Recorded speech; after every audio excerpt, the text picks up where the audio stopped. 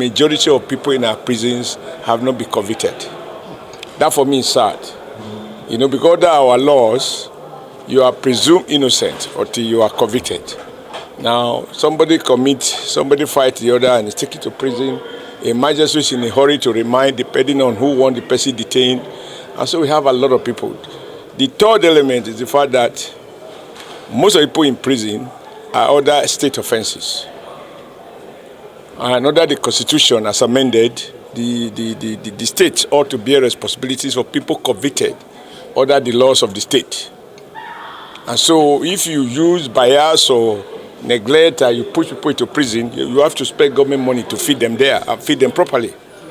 But right now, the states are putting their mouth where they are not putting their money, because a lot of these offenses are state offenses. The federal offenses are not up to 10%.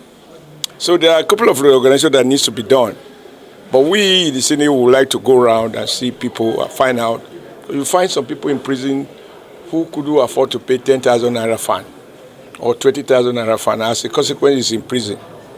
And the cost of feeding him in prison is much more than the amount that the magistrate or the high court, There are a couple of things we could do differently without spending money, just having the political will to review some of the things we have taken for granted. There are a lot of countrymen and women who have no connection, who are wasting away in prison. We want to see how we can put an end to that. Without encouraging crime, we also don't need to criminalize innocent citizens. Now, how you deal with that requires that we do a meticulous job.